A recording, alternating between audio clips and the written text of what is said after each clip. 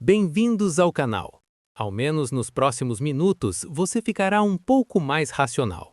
Seguindo com a nossa série sobre heurísticas e vieses cognitivos, esta é a parte 2. 1.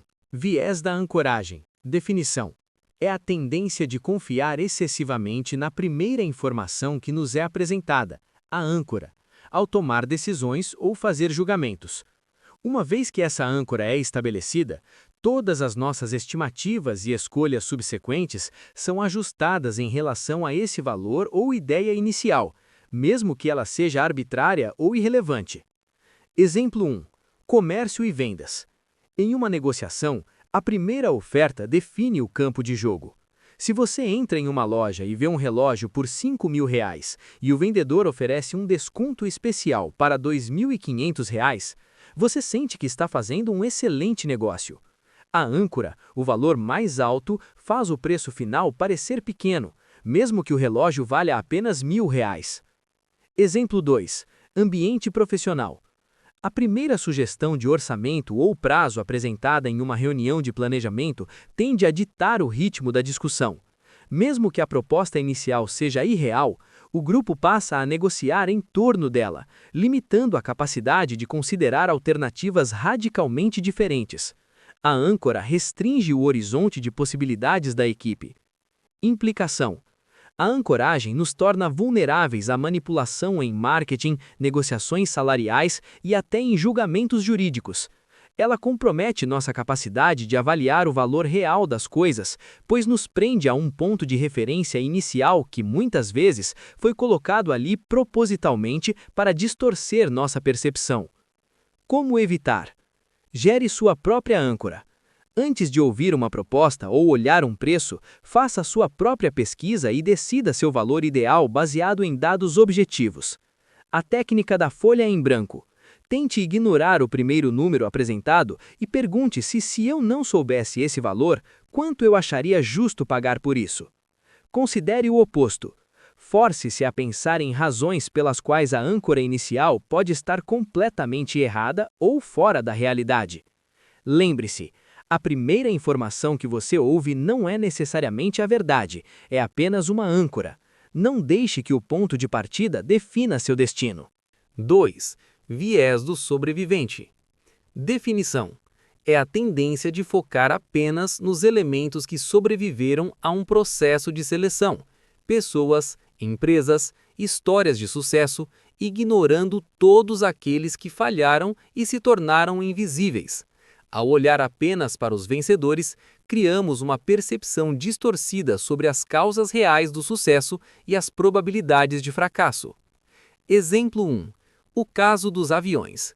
Durante a Segunda Guerra Mundial, engenheiros analisavam aviões que voltavam da batalha e queriam reforçar as áreas mais atingidas por balas. O matemático Abraham Wald percebeu o erro. Os aviões estavam voltando apesar daqueles furos. As áreas que precisavam de reforço eram as que estavam intactas nos sobreviventes, pois os aviões atingidos ali, como nos motores ou cabine, eram os que caíam e nunca voltavam para serem analisados. Exemplo 2. Empreendedorismo e fama. Muitas pessoas decidem largar os estudos ou investir todas as economias em um negócio arriscado, baseando-se em histórias de bilionários que fizeram o mesmo. O erro é ignorar os milhares de outros que tomaram a mesma decisão, mas cujas empresas faliram e cujas histórias nunca serão contadas em capas de revista. Você vê o sobrevivente e assume que o caminho dele é seguro, ignorando o cemitério invisível de quem tentou o mesmo e falhou. Implicação: leva a um otimismo injustificado e a tomadas de decisões baseadas em exceções, não em regras. O viés do sobrevivente nos faz acreditar que o sucesso depende apenas de certos comportamentos, como acordar às 5 da manhã, quando, na verdade, muitos dos que falharam faziam exatamente as mesmas coisas, mas não tiveram a mesma sorte ou circunstâncias. Como evitar? Estude os fracassos. Sempre que analisar uma história de sucesso, pergunte: o que aconteceu com os outros que tentaram a mesma coisa e falharam? Procure a amostra completa. Não baseie sua estratégia de vida apenas nos heróis. Olhe para a média estatística do setor ou da atividade. Cuidado com as receitas de bolo. Desconfie de qualquer método que prometa sucesso garantido baseado apenas na trajetória de uma única pessoa famosa. Lembre-se, o sucesso deixa rastros, mas o fracasso é silencioso. Se você olhar apenas para quem chegou lá, nunca entenderá o caminho real. 3. Falácia do custo afundado. Sunk Cost Fallacy. Definição: é a tendência de continuar um empreendimento, seja um projeto, um investimento ou um relacionamento, apenas porque já dedicamos tempo, dinheiro ou esforço consideráveis a ele. Em vez de olharmos para os custos e benefícios futuros, ficamos presos ao que já foi gasto e não pode mais ser recuperado, o que acaba gerando perdas ainda maiores. Exemplo 1. Mercado financeiro.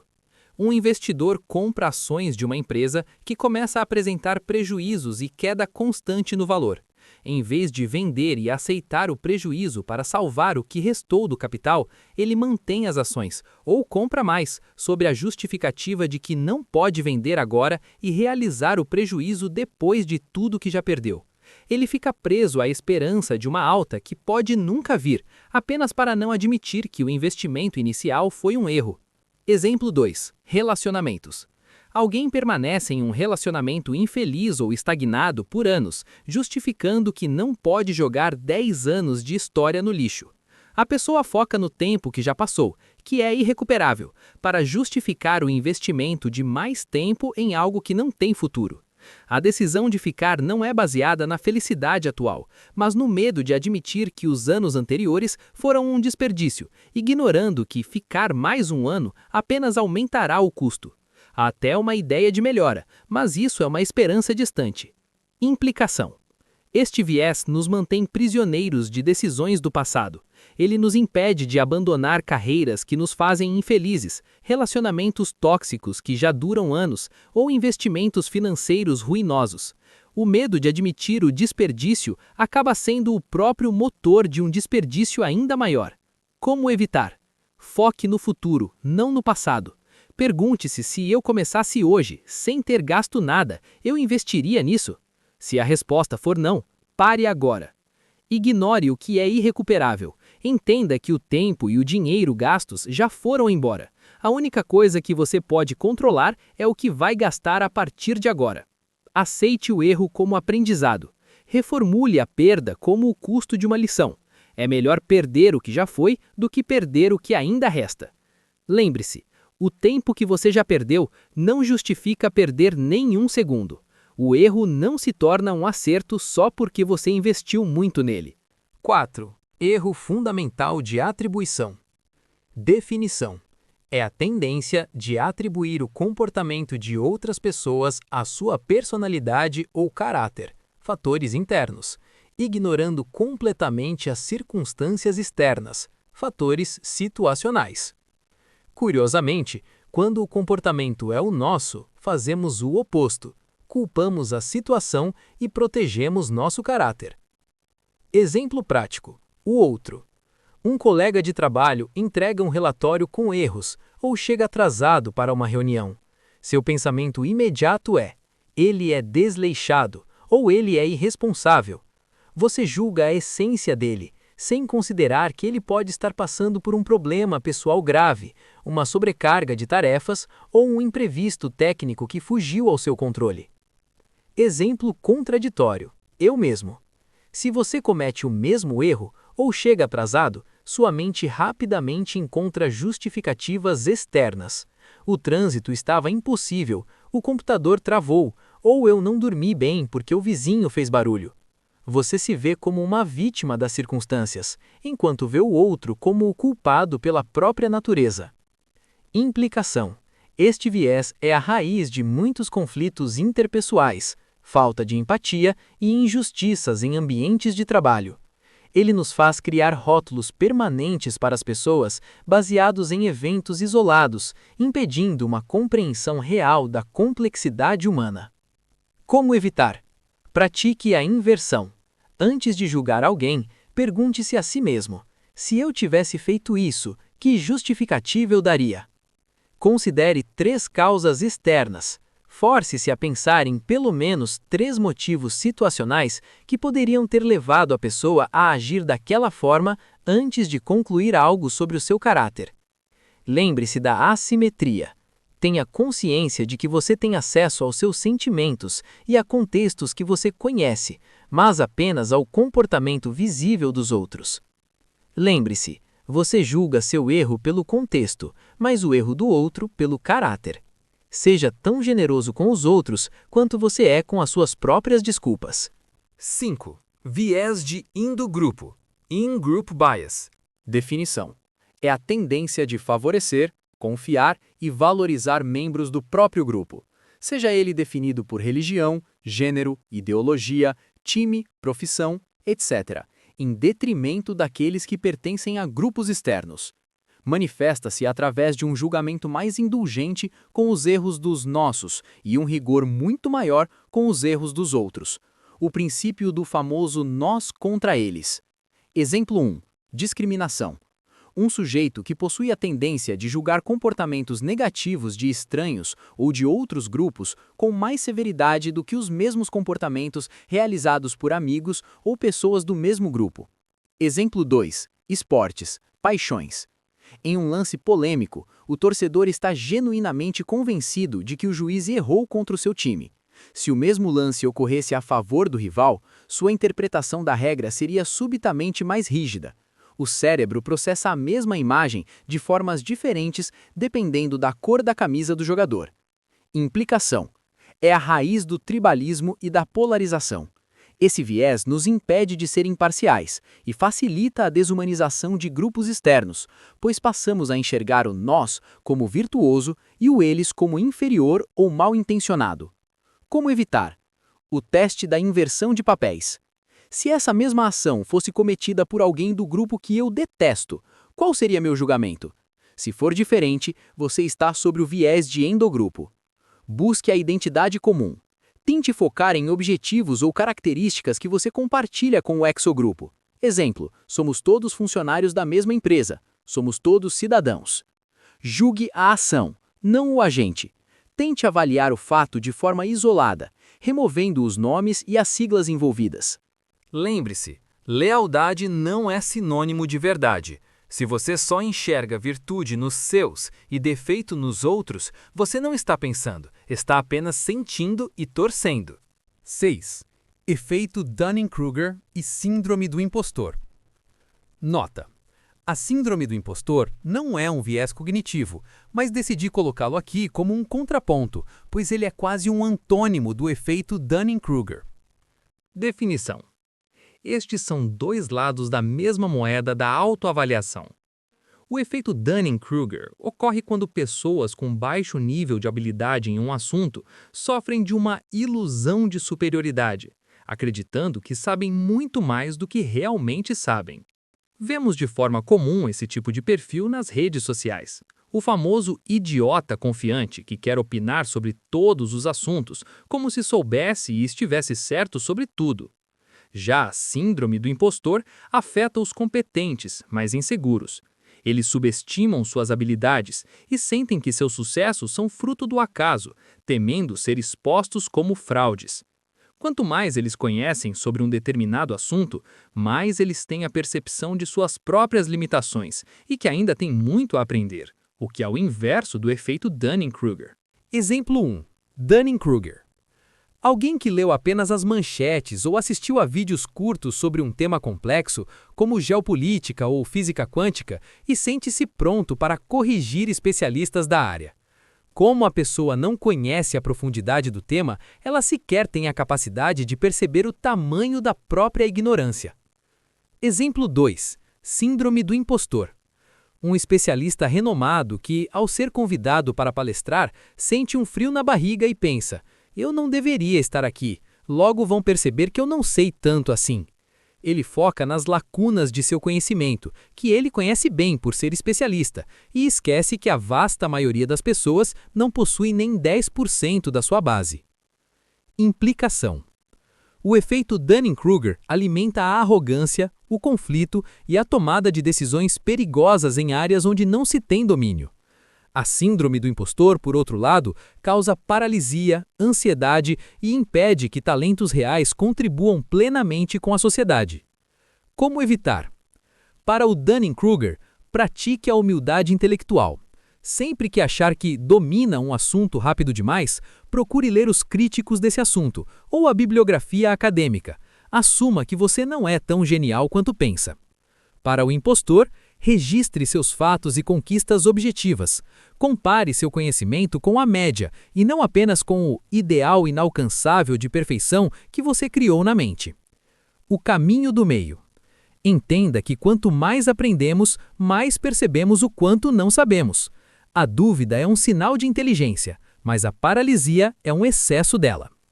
Lembre-se, a ignorância gera confiança com mais frequência que o conhecimento. Se você tem certeza de tudo, provavelmente não entendeu a complexidade do problema.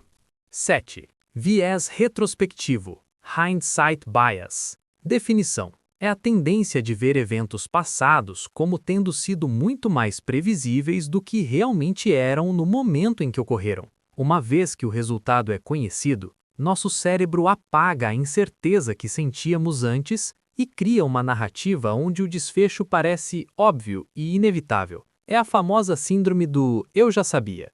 Exemplo 1. Esportes. Após um time vencer um campeonato com uma virada improvável nos últimos minutos, muitos torcedores e comentaristas afirmam convictos: "Eu já sabia que eles ganhariam. A camisa desse time pesa." Eles ignoram que minutos antes estavam pessimistas e que, estatisticamente, a maioria dos times naquela situação teria perdido. A certeza nasce apenas com o apito final.